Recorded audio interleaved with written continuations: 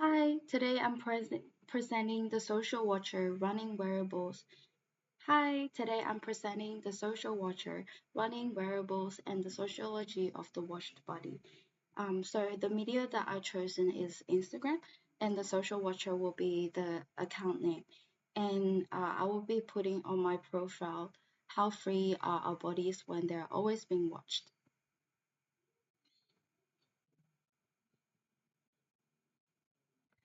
So why did I pick the topic running and wearables? um, because I noticed the trend of how self-tracking has become very normalized in our daily life, and the prevalence of running clubs has recently been exploding in popularity. Um, and also how social media turns fitness into performance. Um, Also, running as a sport is highly visible, measurable, and shareable. So the belief is that exercise isn't just about health, it's a social identity. And the core sociological tension that I'll be discussing in my project will be self-autonomy versus surveillance discipline. Why did I pick Instagram as the medium? Because Instagram, for me, it's the perfect site for visibility, self-confession, surveillance by peers, and performing the healthy citizen. So it marks all the criterias that of the topics that I will be discussing, and the project used this social media platform to reveal exactly what it's like to be watched. So for the theoretical frameworks, I will be in, inviting Michael Foucault, panoptism. So for the theoretical frameworks, I will be discussing uh, the, mic- uh, the concept from Michael Foucault, including panoptism, the concept of self-surveillance, and also the exemplary power, which is producing the doxal bodies, and also confession, such as voluntary disclosure of our progress, good behavior, uh, being a good citizen, and from Foucault, power works best when we think we are choosing ourselves. So there will be three educational reels ideas that I will be producing. Number one will be on variables and panopticism, including how we track ourselves and also the benefits of variables, which I will pick and review. Second one will be about run clubs and discipline, how people choose to show up to um, because the sense of belonging, um, and the belonging is produced through conformities. And number three will be on visibility and the body dysmorphia, um, how the psychological cost of being watched um, will be discussed. And the overall structure will start with a hook, a something interesting, something that will catch the eyes, catch the attention, and then it such as like a rhetorical question or a pounding question, and then I will introduce the sociological concepts, and then a real world, and then some real world, move on to some real world examples.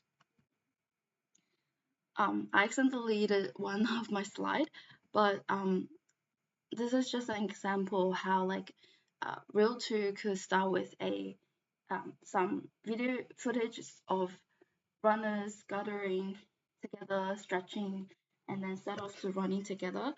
And then I will probably ask questions such as like, have you joined a run club yet? There's a reason why they're everywhere. In recent years, run clubs have exploded in popularity. Or I could be asking, why is everyone in their 20s suddenly into either running, bouldering, or pickleball?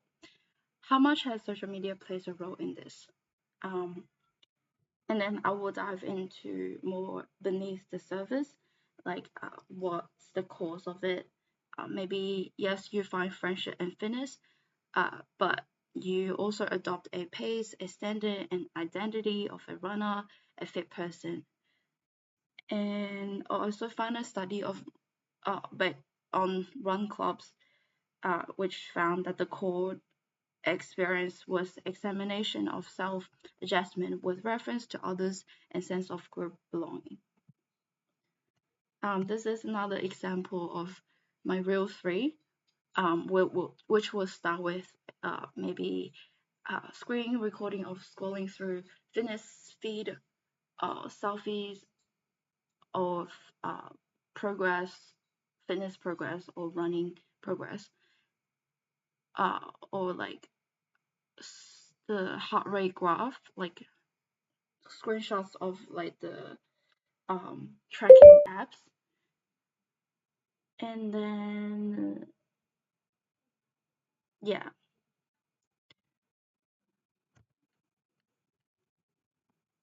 I'm gonna be discussing the power of the algorithm, how it's so convenient, but also it causes anxiety because it could the fitspiration post can flood your feed, and research has shown that it's actually pretty bad for your mental health because it creates body dissatisfaction and dysmorphic symptoms. So we pretty much live in an age of visibility where everybody can see you and you are constantly uh, observing yourself as well. And people post their workouts, their bodies, their progress, hoping for affirmation because the gaze never turns off. And the focus idea of confession is that we voluntarily reveal ourselves to prove we're disciplined, healthy, and improving.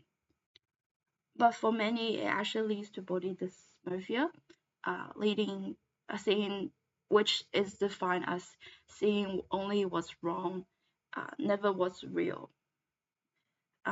Or even worse, we don't see ourselves the same way every time, and it creates a serious image crisis. Uh, it will be more discussion on mental health issue for this reel. And then I have to post 10 images with captions, and this some of my ideas for the images and captions, such as um, comparison of the most popular running watches, and then is running a learning sport or a group activity, an ideal runner body, who's left out from the bio body. I'll be discussing the marginalized groups, maybe possibly like black. Wait, no, sorry. Um, yeah,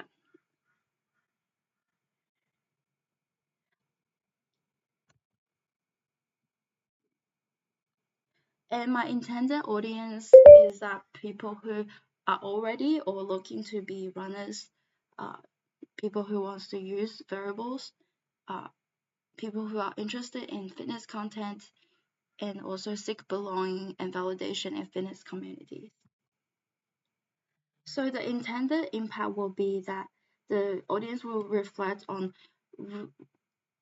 deeply on why they're running and tracking themselves, and question the invisible rules that shaping their choice, and also recognize the health culture as a power culture. uh, Maybe they could reduce harmful comparison cycles, have more self-awareness and consciousness of their body autonomy, and the things they're doing. And then these are the academic sources that it's gonna help me. This one, first one is on the biopolitics, um, how wearables produce panoptic discipline. and where individuals analyze, control, and monitor their own behavior. The second one will help me, it's the one that discuss running crews and how it's driven, the motivation is driven by belonging, desire, and identity signaling. It's not just exercise, but actually shape our identity to the community. The third academic source will be a specific one on kudos and how social visibility increase running behavior.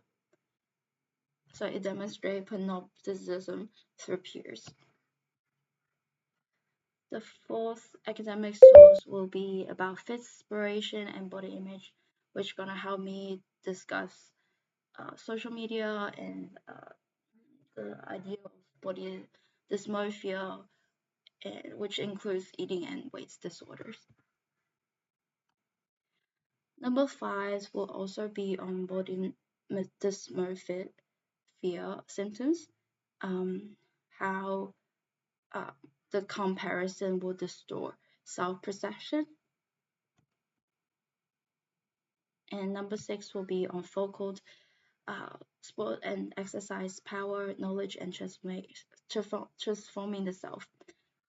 So this is uh, the best, probably the best academic resource of focals that discuss the doxy bodies.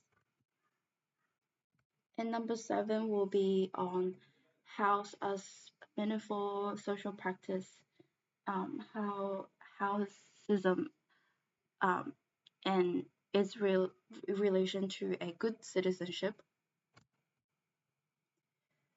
Number eight will be the quantified self, how digital culture encourages confession of data, and we prove that we are good through transparency, like such as, for example, showing posting workouts. It's a moral performance of discipline.